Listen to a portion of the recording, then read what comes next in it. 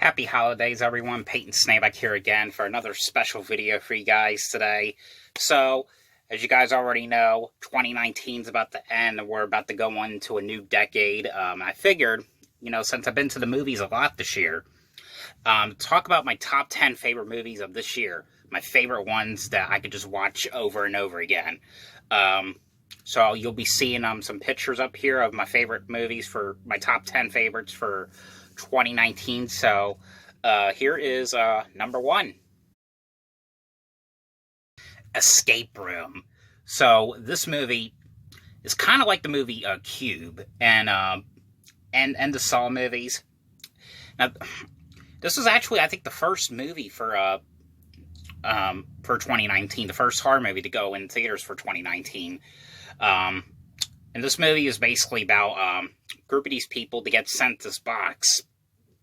And it's this box where they can win, like, go to this escape room and they can win 10 grand. And these people go to this place and they go into this escape room. Well, they go in this room that's like an office. They think, oh, it's the waiting room, so we're just going to wait. And as they're going to ask when the escape room's going to start, of course, they're in the escape room.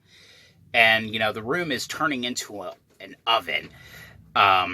It's basically, it turns out it's like a game. It's not like a normal, like, escape room. It's like a life and death kind of like escape room. I thought this movie was really well done.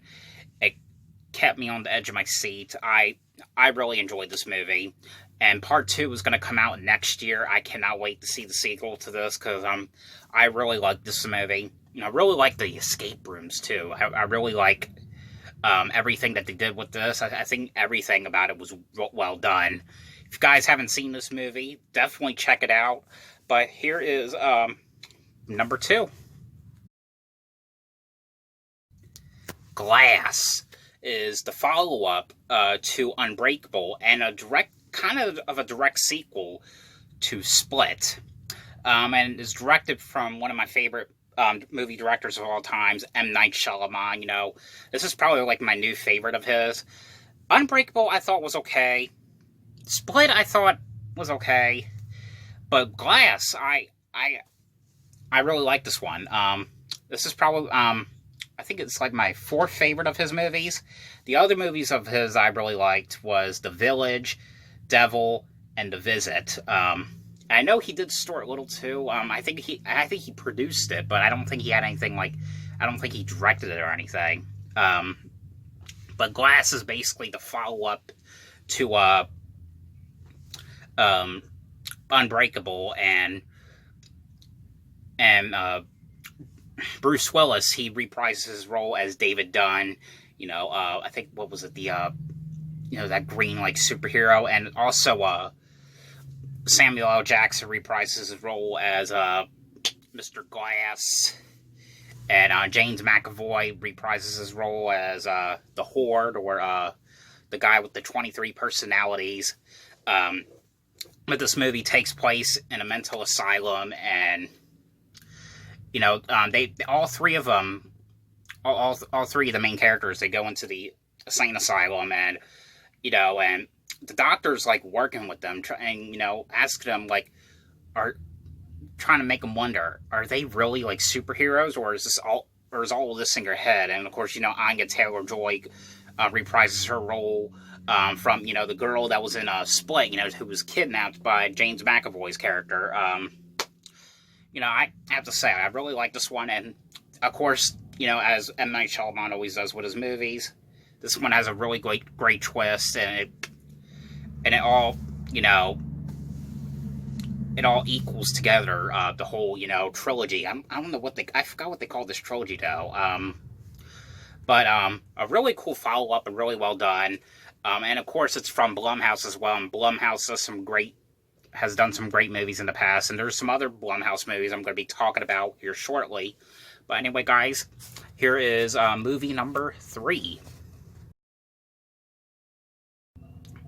Greta stars Chloe Grace Moretz and Isabel Huppert. This is a movie that was released theatrically, but I heard it was very limited. And not many people are talking about this movie. There's been a couple movies this year that were famous, but not really many people are talking about it. Like the Child's Play remake, not many people are talking about it. Now, the new Black Christmas movie, which wasn't really all that good. Not many people are talking about that either, because I thought that was going to be like popular, but not many people are seeing it. But this movie is about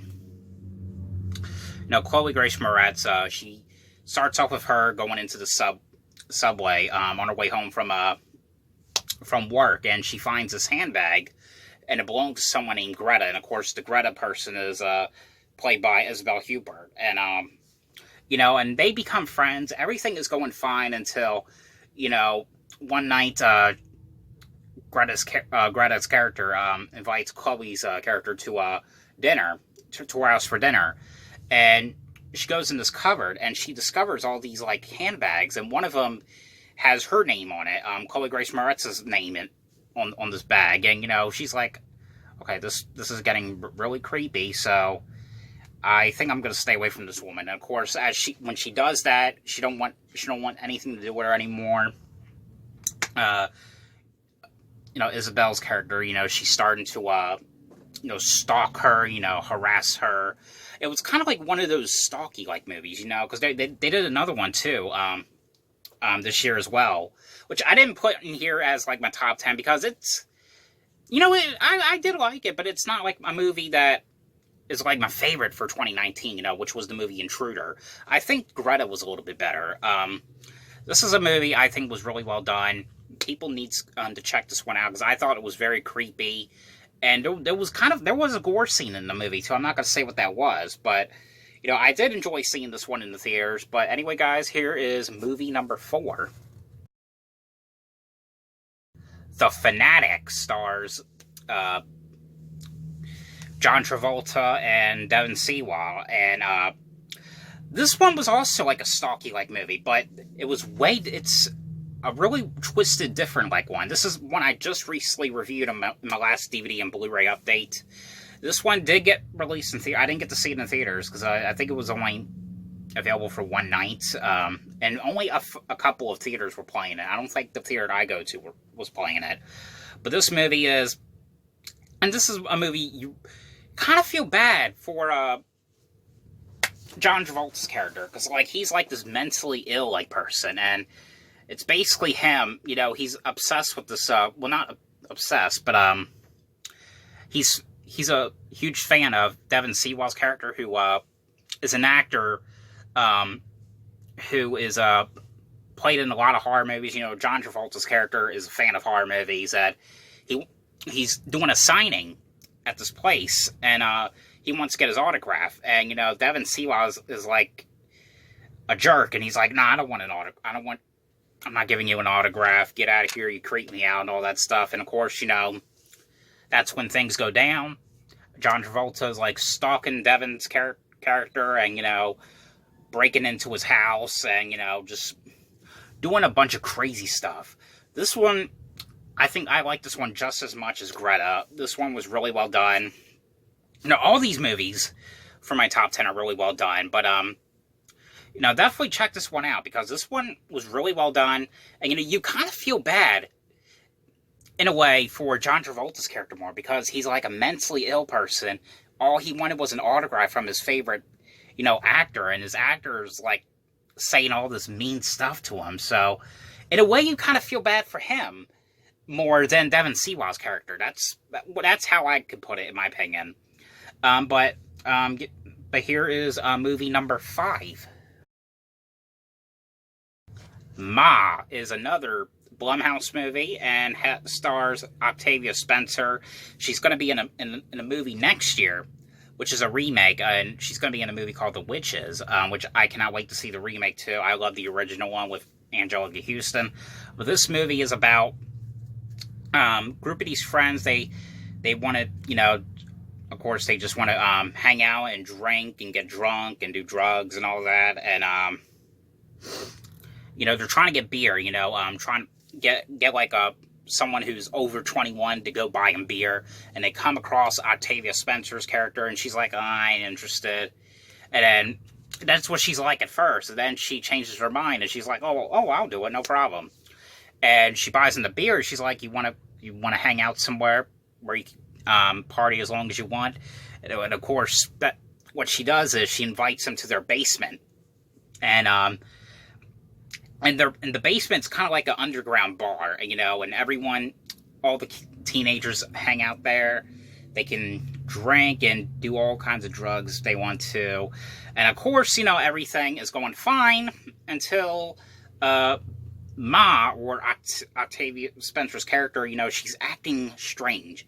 Stalking their Facebooks, and like, there's something really off about her. Something not quite right.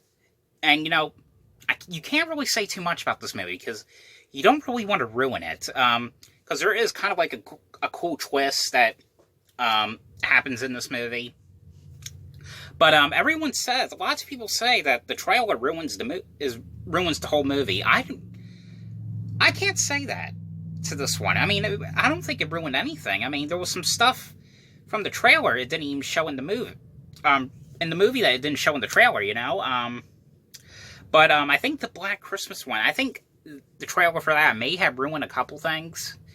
I think, and the Intruder trailer, I think that ruined the twist as well from that one as well. But other than that, though, I mean, I really enjoyed this movie, and Blumhouse, again, they do a lot of good movies, and of course, I'm excited about their new Halloween movies, as I've been talking about lately. I can't wait to see what they do with their Michael Myers movies. But here is movie number 6. Brightburn. Now, this is a movie I didn't get to go see in theaters, and I wasn't going to watch it first, but I heard some really good reviews about it, and it kind of made me want to see it. And I watched it, and I liked it. I enjoyed it. It was really cool. Like, they said it's like Superman turning into a villain. I never seen any of the Superman movies because I'm not really a big fan of Superman. I'm a big fan of Spider-Man and the Hulk, but just not into the other Marvel stuff. But this one is about this couple who they find a baby in a spaceship, and they raise this baby for all their life, and it's like years later. I think he's now a middle schooler, and everything is fine for the past like decade since they had this kid, and until things are happening, and he has like these weird like superpowers. Whenever someone gets him angry, he takes his anger out on them, like he does bad stuff to them. I actually really do like this movie. I think it was really well done. There's talks about there being a sequel. I don't know yet. I don't know if it's been official. But if you guys haven't seen this one, like all these movies I'm talking about, I highly recommend you guys check out. And, some of these ones may not be the best, but these are my, like I said, my opinions for the top 10, the ones I really enjoyed a lot, movies I can probably watch over and over again. This is probably a movie I could watch 20 times a day. Same thing with this next one I'm going to talk about. But anyway, guys, here is movie number 7. Crawl is a movie written and directed by Alexandra Aja. I think that's how you say the name. I think he directed The Hills Have Eyes remake, and he did High Tension, Don't Breathe. I think he did more movies. I can't remember, but this movie is about a girl. She's on her way home, and there's a storm, this bad like hurricane, this terrible hurricane that's coming, and I think it's supposed to be taking place in like Florida or something. And of course, along with this storm, there's these hungry alligators on the way. She goes to the house and she finds her father. She goes and tries to find her father at the one house. Said she can't find him at first, and she goes to the other house, I guess that he's working at, and she can't find him, and of course, she finds him in under the house, and like his he's been hurt. I think it was like his shoulder was bitten or something. Of course, she's trying to save him, and of course, an alligator is there and trying to trap him, trying to eat them up, and these alligators are, killing everyone off one by one. I thought this was a movie, like, really well done. I thought it was very creepy, and this is another movie that kept me all in the edge of my seat when I saw it in theaters. Really well done movie. This is definitely a movie I highly recommend if you like movies that takes place, like, in one place. I mean, it kind of does take place, like, in one, like, place, but, this was a fun movie, a fun roller coaster like movie. I highly recommend this one. But anyway, guys, here is movie number 8. Terminator: Dark Fate. I know everyone is crapping on this movie. I personally liked it. I think this is my new favorite Terminator. There's the first three. I own the first 3 on Blu-ray. I know the third one was not very good, but I kind of liked it. It kind of felt a little bit like the second one, to me, in my opinion. And this new one is my favorite. And of course, this is the official sequel to Terminator 2. So basically, number 3 didn't happen, Salvation didn't happen, and the other one, what was it called? Genesis didn't happen. And of course, this one has Linda Hamilton reprising her role as Sarah Connor, and of course the cool Arnold Schwarzenegger reprises his role as the Terminator himself. Now